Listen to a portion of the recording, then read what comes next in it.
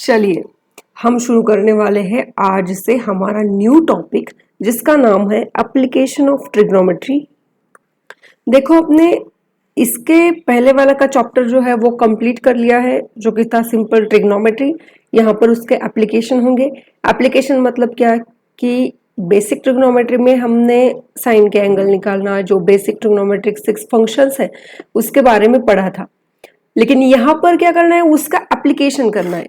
कैसे हम, अगर कोई भी आपको वर्ड प्रॉब्लम दिया गया है तो उसमें आप इसको ट्रिग्नोमेट्री की हेल्प से कैसे निकाल सकते हो उसका आंसर, ये सब देखना है। उसके लिए हमें कुछ बेसिक चीजें जो है वो देखनी पड़ेंगी। कुछ टर्मिनोलॉजीज है वो हम पहले देख लेते हैं। तो देखो जैसे कि यहाँ पर एप्लीकेशन ऑफ ट्रिग्नोमेट्री में क्या होता है, बेसिकली प्रॉब्लम्स कैसे होते हैं। जैसे कि स्लाइड है ना, तो स्लाइड की हाइट कुछ तो दी होती है, उसका एंगल ऑफ एलिवेशन होता है, एंगल ऑफ डिप्रेशन होता है। लेकिन उससे पहले हमें क्या करना पड़ेगा कि एंगल ऑफ एलिवेशन मतलब क्या, एंगल ऑफ डिप्रेशन मतलब क्या, लाइन ऑफ साइट मतलब क्या, ये सभी टर्मिनोलॉजीज आनी जरूरी है। तो उसके लिए क्या करोगे, जैसे कि मान लो यहाँ पर कोई भी ऑब्जर्वर है। ऑब्जर्वर मतलब क्या हो सकता है, कोई आदमी भी हो सकता है। चलो यहाँ पर हम मान लेते कि चलो कोई आदमी है, तो ये ऑब्जर्वर जो है वो इस यहाँ पर खड़ा है और ये इन O और X के बीच का ये डिस्टेंस है।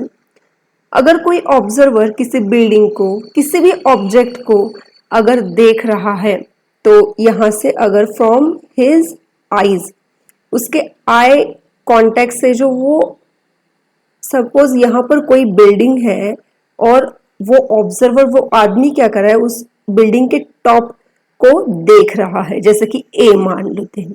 तो यहाँ पर ओ से ए तक का जो एंगल होता है उसको हम बोलेंगे एंगल ऑफ एलिवेशन। समझ में आ रहा है। लेकिन कहाँ से, ये जो एंगल बनेगा वो होगा आपका है, ये जो होगा ये ओ एक्स जो है वो ग्राउंड लेवल पे होगा, है ना। ये जो है वो ग्राउंड लेवल पे होगा, उसको ही आप हॉरिजेंटल लेवल भी बोल सकते हो। ये जो है एक्स ए, ये जो होगी ये है हाइट, और यहाँ पर जो ओ ए ओ एक्स, इसके बीच में जो एंगल हुआ है उसको हम बोलेंगे angle of elevation, angle of elevation. और ओ ए, ये जो स्लांट हाइट आपको दिखाई दे रहे हैं ना, उसको हम बोलेंगे लाइन ऑफ साइट। ये मत भूलना, लाइन ऑफ साइट मतलब ऑब्जर्वर कहां पर देख रहा है। अगर ऊपर देख रहा है तो वहां टॉप के ऊपर कहां पर देख रहा है उसको हम बोलेंगे लाइन ऑफ साइट। जिसकी तरफ देख रहा है वो, और जितना उसकी तरफ, उस ऑब्जेक्ट की तरफ देखते वक्त वहां पर जो एंगल तैयार हो रहा है ग्राउंड लेवल से ऊपर, उसको हम बोलेंगे एंगल ऑफ एलिवेशन। और उसी हिसाब से अगर वो ऑब्जर्वर इस ग्राउंड लेवल से नीचे की तरफ देख रहा है, मान लो बी, तो यहां पर जो एंगल बनेगा उसको हम बोलेंगे एंगल ऑफ डिप्रेशन।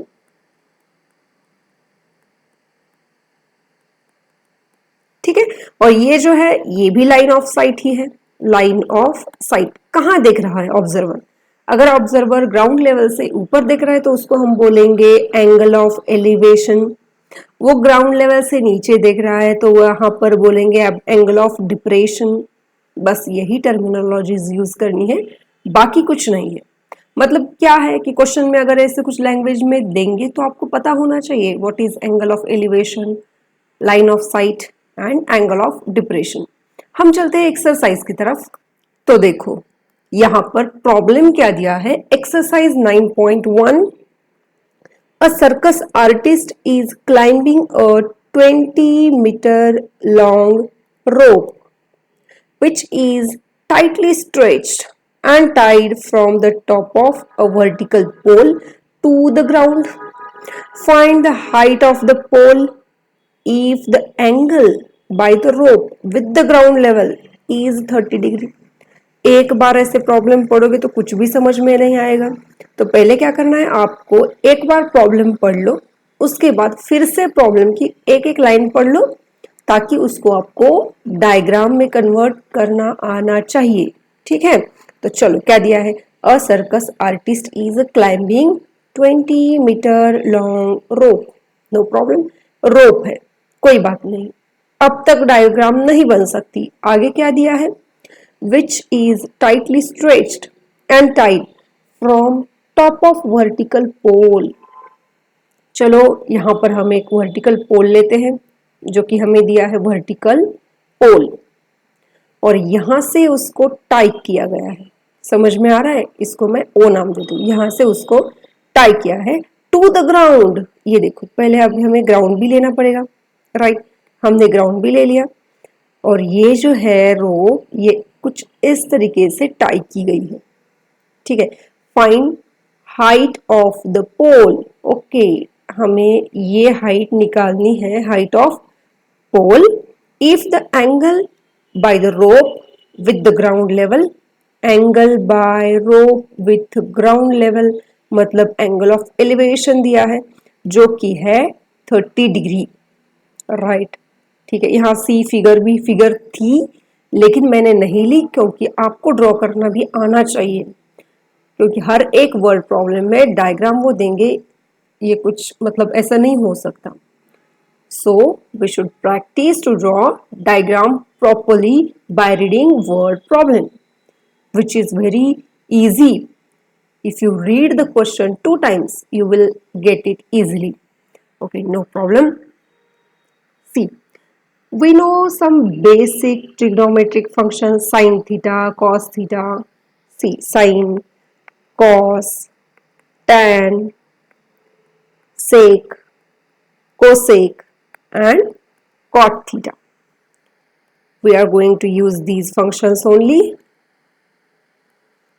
तो यहां पर हम क्या कर सकते हैं, कोई भी ले लो, मतलब आ सकता है, कोई प्रॉब्लम नहीं है। हाइट निकालनी है, ओके, यहाँ पर और एक इंफॉर्मेशन दी है, वो है ये जो रोप है वो 20 मीटर लॉन्ग है, कोई बात नहीं। सी, ये एक पोल है, this is ground level, it means that it's angle is 90 degree. तो ये जो ट्रायंगल हुआ, this triangle is basically right angle triangle. See, triangle AOB is a right angled triangle, right angle triangle. So we can use Pythagoras theorem, but for Pythagoras theorem in problem there should be two sides should be known, but here we know only one side and we know angle, so that we are going to apply trigonometry only, right? चलो, तो हम यहाँ से क्या क्या निकाल सकते हैं, आप कोई भी फंक्शन ले सकते हो, कोई प्रॉब्लम नहीं, लेकिन मैं यहाँ पर उसमें कौन आना चाहिए, हाइपोटेनियस आनी चाहिए, क्योंकि यहाँ पर क्या दिया है, हाइपोटेनियस दी है। So I am going to use sine theta. Sine theta is 30 degree. What is formula of sine theta? Opposite side upon hypotenuse. What is opposite side? AO upon AB। ठीक है, तो यहां पर साइन 30 की value कितनी होती है? Half. Half is equal to, we don't know AO and value of AB is 20, so just cross multiply it. 20 is equal to 2 times AO। यहाँ पर कैलकुलेशंस जो है वो मतलब बहुत इजी है, क्या आना चाहिए, बस आपको डायग्राम आनी चाहिए, और डायग्राम आने के बाद जो है most of the time but not always, most of the time diagram will be right angle triangles. तो हमें AO की वैल्यू मतलब हाइट मिल गई, वो होगी 10 metre.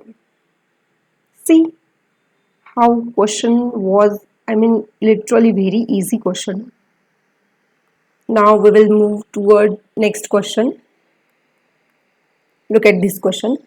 A tree breaks due to storm and the broken part bends so that the top of the tree touches the ground. making an angle 30 degree with it. The distance between the foot of the tree to the point where the top touches the ground is 8 meter. Find height of the tree. देखो यहां पर उन्होंने जिक्र किया है tree ground, तो simple सी बात है ना, पहले हम ट्री निकाल लेते हैं उसके बाद ग्राउंड निकाल लेते हैं जो कि फिक्स है। ए ओ बी अगेन देखो उन्होंने क्या दिया गया, ट्री जो है ये है इसका टॉप ऑफ ट्री और ये है ट्री। ट्री की हाइट दी है क्या? नहीं, वो तो हमें निकालनी है, वो हमें निकालनी है। उन्होंने क्या किया है, ये टॉप ऑफ ट्री जो है वो मतलब हमने ट्री कुछ और लंबा भी हो सकता है लेकिन यहाँ से कट किया तो उसका टॉप जो है वो बेंट हुआ है। बेंट होगा तो बेंट होने के बाद वो जमीन पर ही गिरेगा ना, लेकिन वो टोटली टूटा नहीं है, वो लटका हुआ है ऐसे ग्राउंड पे।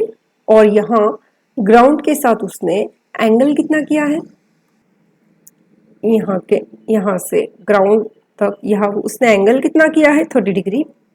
और उन्होंने क्या दिया है, the distance between foot of tree, this is foot of tree, to the point where top touches the ground.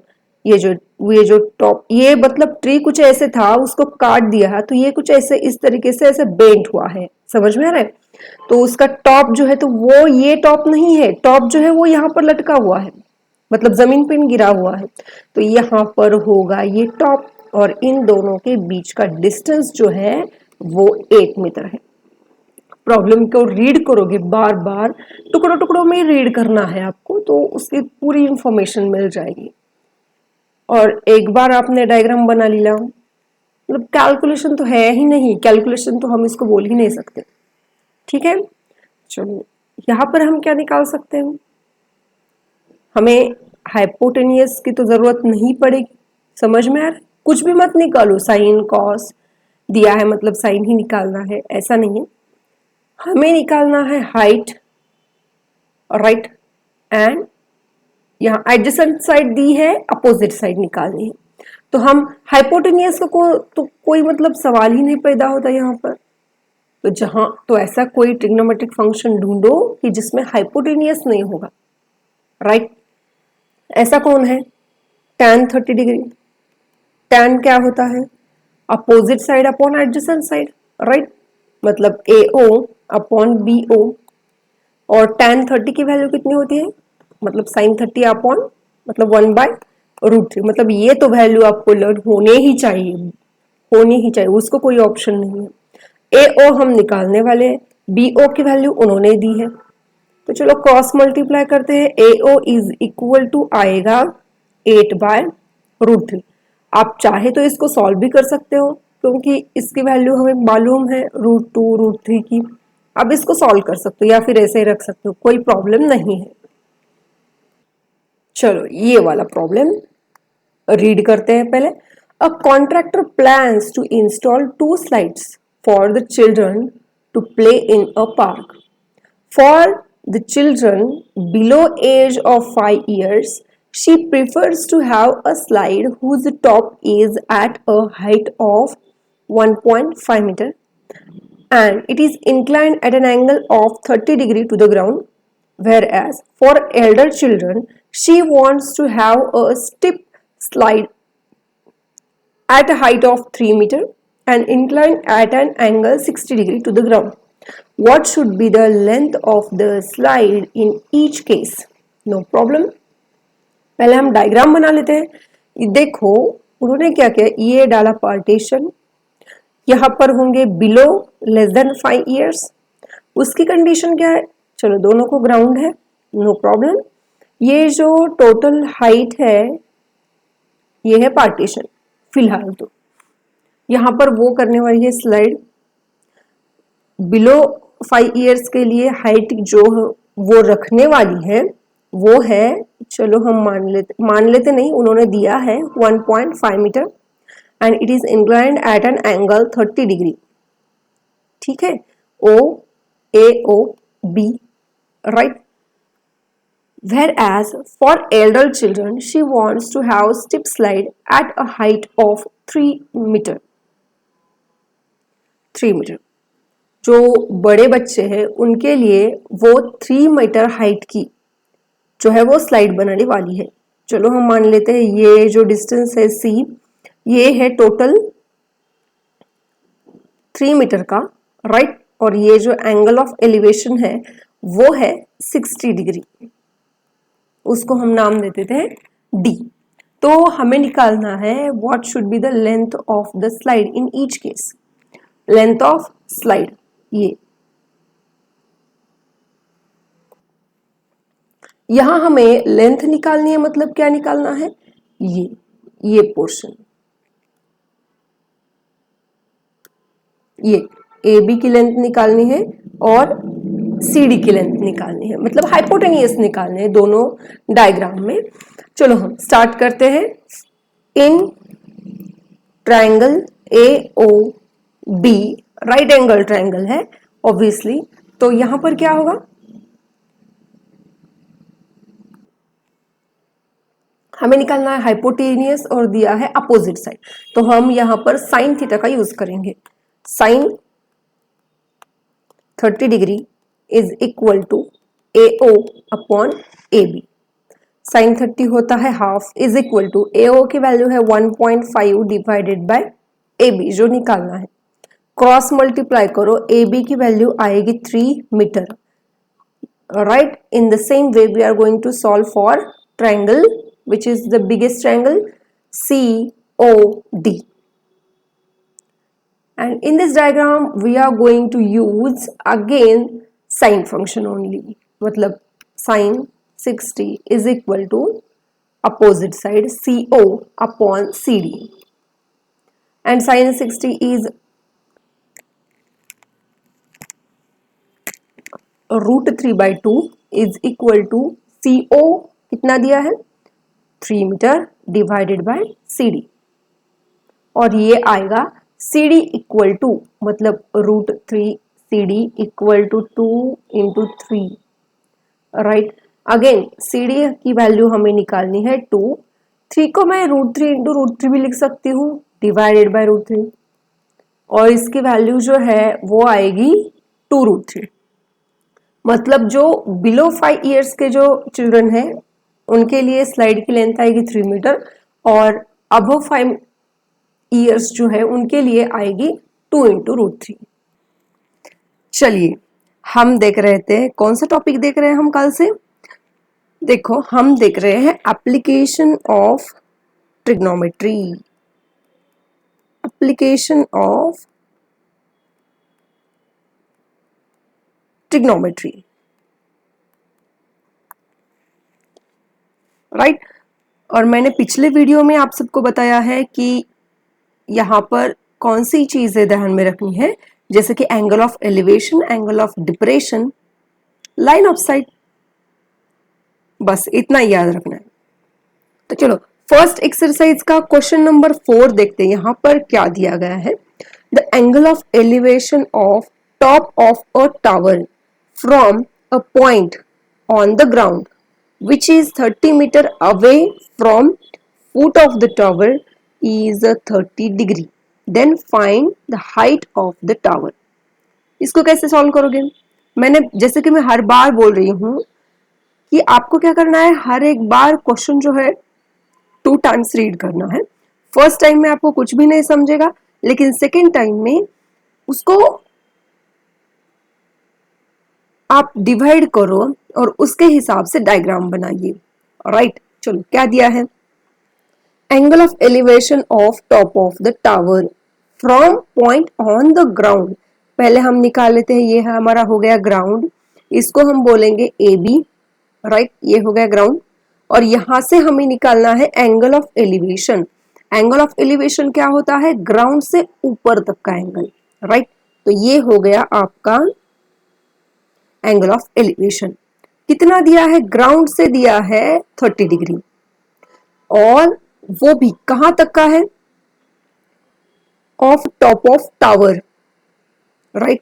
Top of tower है तो यहां से होगा, ये यहां होगा tower, right.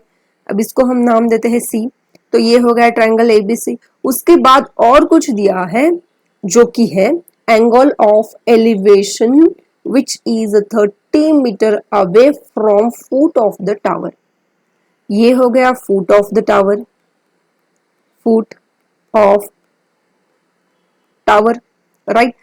Foot of tower से एंगल ऑफ एलिवेशन तक का जो डिस्टेंस है वो दिया है 30 मीटर, राइट। और उन्होंने क्या पूछा है, find height of the tower. ये देखो ये है हमारा टावर, तो इसकी हाइट पूछी है उन्होंने। तो बहुत सिंपल है, क्या निकालोगे आप, आपको तो सभी के सभी ट्रिग्नोमेट्रिक फंक्शंस मालूम है, लेकिन हम यहां पर कौन सा यूज करना है वो आप पे डिपेंड करता है, राइट। मेरे पास क्या क्या है, एंगल है, नो प्रॉब्लम, हम कोई भी एंगल ले सकते हैं, लेकिन मतलब कोई भी ट्रिग्नोमेट्रिक फंक्शन ले सकते हैं, लेकिन हमें एच निकालना है और 30 मीटर दिया है, मतलब एडजेसेंट और अपोजिट साइड दी है। तो मैं यहाँ पर क्या यूज करूंगी, साइन थीटा तो बिल्कुल भी नहीं यूज करूंगी, है ना। देखो साइन थीटा अगर मैंने यूज किया तो क्या होगा, साइन मतलब क्या, opposite side H, right, upon hypotenuse, मतलब ये निकालना है और ये भी नहीं दिया तो ये कॉम्प्लिकेटेड हो जाएगा। ऐसा नहीं है कि ये यूज करने से आंसर नहीं आएगा, लेकिन ये टाइम कंज्यूमिंग होगा, उसकी कोई जरूरत भी नहीं है, हमें स्मार्ट वर्क करना है। तो कैसे करोगे आप, यहाँ देखो अपोजिट एंड एडजेसेंट साइड दी है, आप एक तो tan भी निकाल सकते हो या फिर cot निकाल सकते हो, है ना। सो मैं लेती हूँ tan 30 degree is equal to क्या आता है, BC या फिर CB बोलो आप, BC अपॉन AB, और tan 30 की वैल्यू कितनी आएगी, 1 upon √3 is equal to BC की वैल्यू है H, हाइट निकालनी है, और ये दिया है 30 मीटर। सिंपली क्या करो आप, 30 को यहाँ पर मल्टीप्लाई करो, 30 अपॉन √3 इक्वल टू H। एक तो आप इसको ऐसे ही रख सकते हो या फिर और भी सिंप्लीफाई कर सकते हो।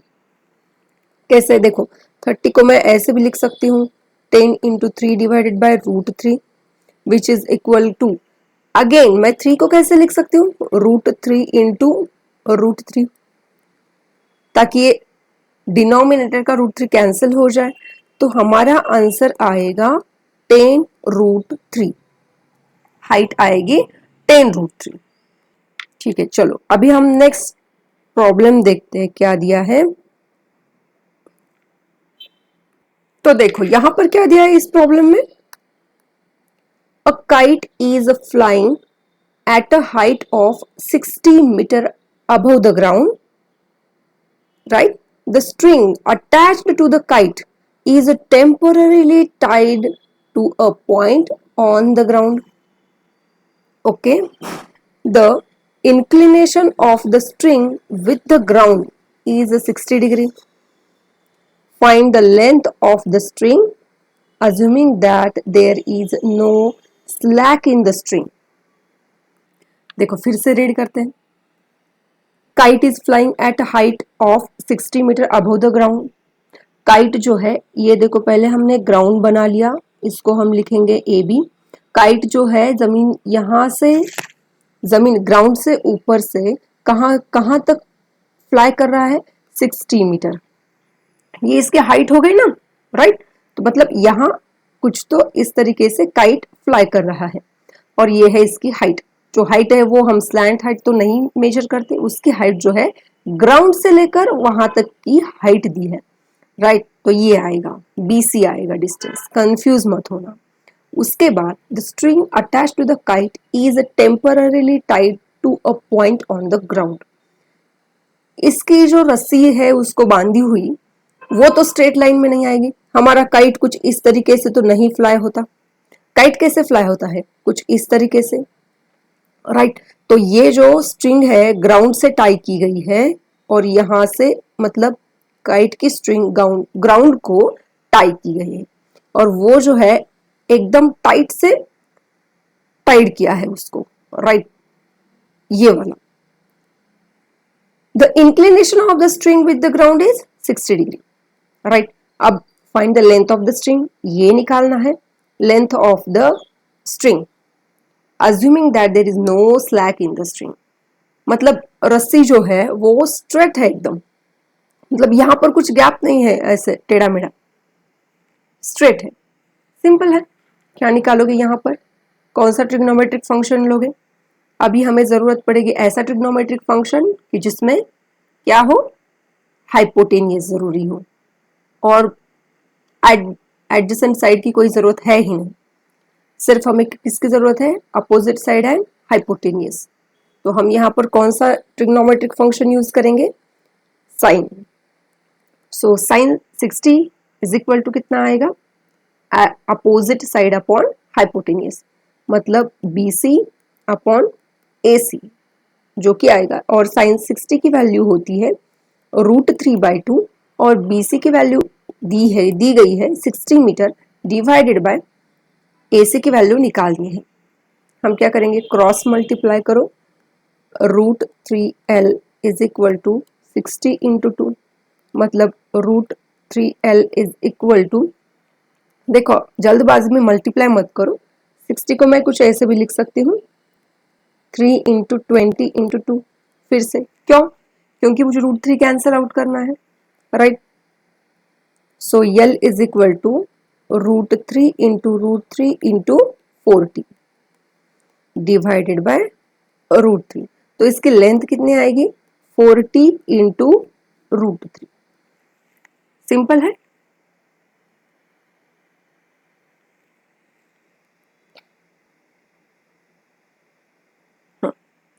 अभी क्वेश्चन नंबर 6 देखिए क्या दिया है यहाँ पर, a 1.5 meter tall boy is standing at some distance from 30 meter tall building, right. The angle of elevation from his eyes to the top of the building increases from 30 to 60 degree. As he walks toward the building, find the distance he walked towards the building. ये भी कुछ difficult नहीं है। पहले तो हमें लेना है पहले ये ग्राउंड, उसके बाद कहीं तो यहाँ पर ये बिल्डिंग है, ये वाली बिल्डिंग। अब यहाँ पर जो है वो एक बॉय है जिसकी हाइट कितनी है 1.5 मीटर, ठीक है, at some distance from 30 meter tall building. Building की जो हाइट दी है वो हाइट है 30 meter total height. The angle of elevation from his eyes, ध्यान में रखो इसके आईज यहां पर होंगे, तो इसका एंगल ऑफ एलिवेशन हमें ग्राउंड से नहीं लेना, ये टॉल यहां पर खड़ा हुआ है ये बॉय, तो वहां से उसका आईज से हमें एंगल ऑफ एलिवेशन लेना है, कंफ्यूज मत होना। तो उसका एंगल ऑफ एलिवेशन उसके आईज से to the top of the building increases, मतलब 30 degree to 60 degree as he walks toward the building. पहले वो देखता है ये है टॉप ऑफ बिल्डिंग, अगर वो वहां पर देखेगा तो उसका एंगल ऑफ एलिवेशन दिया है 30 डिग्री, और वो बॉय जो है ऐसे कुछ चल के थोड़ी और दूरी पर अगर चला गया, मतलब यहाँ पर है ये बॉय, तो वहां से इसका एंगल ऑफ एलिवेशन कितना है 60 डिग्री। समझ में आ रहा है, राइट, ठीक है। तो उन्होंने बोला है find the distance he walk toward the building, तो ये डिस्टेंस हमें निकालना है। पहले हम इसको नाम दे देते हैं और एडी निकालना है, AD इक्वल टू कितना आएगा, राइट। अब कैसे निकालोगे, कोई भी दिक्कत नहीं है, देखो हम और यहाँ पर एक पॉइंट ले लेते हैं E, और यहां ले लेते हैं याफ। तो पहले हम इस ट्रायंगल से EFC, इस ट्रायंगल से शायद कुछ निकाल सकते हैं। देखो अगर हमने ये बड़ा वाला ट्रायंगल ले लिया, यहां पर नाम देने की कोई जरूरत ही नहीं है, ये वाले नाम हम यहां से देते हैं AE, राइट। इसकी भी कोई मतलब जरूरत ही नहीं है हमें, बस ये वाला ट्रायंगल और ये वाला ट्रायंगल इंपॉर्टेंट है। तो नाम क्या दिया है इस ट्रायंगल को, AFC। In triangle AFC। ठीक है, हम यहाँ पर क्या निकाल सकते हैं, AFC मतलब एंगल कितना है, 30 डिग्री है। और हमारे पास जो डेटा है वो क्या क्या है, बस हाइट हमें मालूम है ये वाली, और हमें चाहिए बेस। तो इससे रिलेटेड कौन सा ट्रिग्नोमेट्रिक फंक्शन है हम यूज करेंगे, वो हम यूज करेंगे tan 30। ध्यान से देखो tan 30 की वैल्यू कितनी आएगी, अपोजिट साइड, मतलब कितनी आएगी यहाँ इस ट्रायंगल में, CF डिवाइडेड बाय AF, मतलब ये आएगा 1/√3 इज इक्वल टू CF कितना है, कंफ्यूज मत होना। ये देखो यहां से यहां तक का डिस्टेंस है 1.5 और टोटल है 30। CF आएगा 30 माइनस 1.5 डिवाइडेड बाय AF, तो हमें नहीं मालूम है, उसी को निकालना है। पहले हम इसके कैलकुलेशन कर लेते हैं। 1/√3 is equal to 28.5 is equal to AF।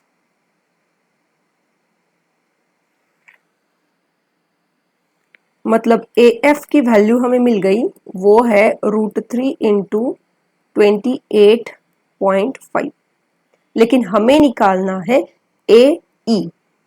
तो हम चलते हैं छोटे वाले ट्रायंगल की तरफ। ठीक है, अब देखो इस छोटे वाले ट्रायंगल में क्या दिया है, छोटा वाला ट्रायंगल, इसके बारे में भी हमें क्या मालूम है, बस अपोजिट साइड और बेस, मतलब जो कि इंपॉर्टेंट है। तो यहां पर भी हम क्या यूज करेंगे, tan ही यूज करेंगे हम यहां पर।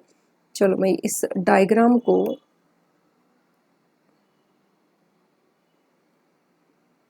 यहां पर मैं लिखती हूं, इन ट्रायंगल ECF। ठीक है, tan 60 is equal to, tan कितना आएगा देखो यहां पर, tan की value CF upon EF, right. तो tan 60 आएगा √3 इज इक्वल टू CF, जो कि अभी निकाला था हमने 28.5 डिवाइडेड बाय EF, मतलब EF की वैल्यू हमें मिल गई 28.5 डिवाइडेड बाय √3, है ना।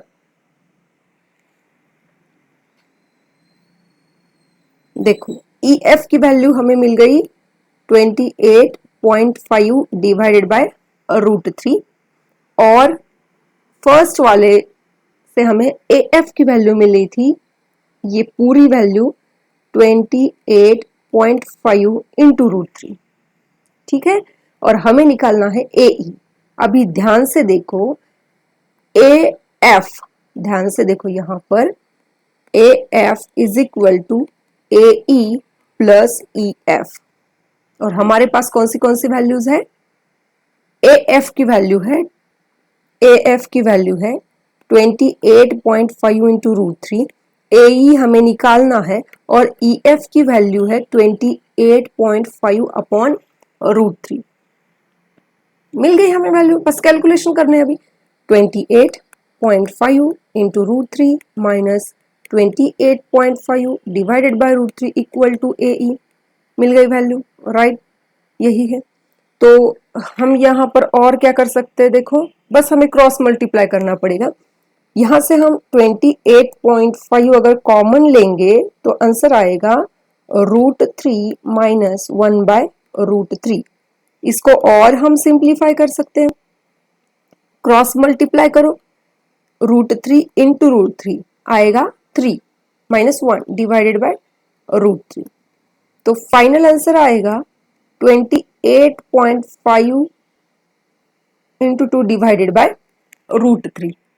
तो इसका आंसर आएगा 57 डिवाइडेड बाय √3। इसको आप ऐसे भी रख सकते हो या फिर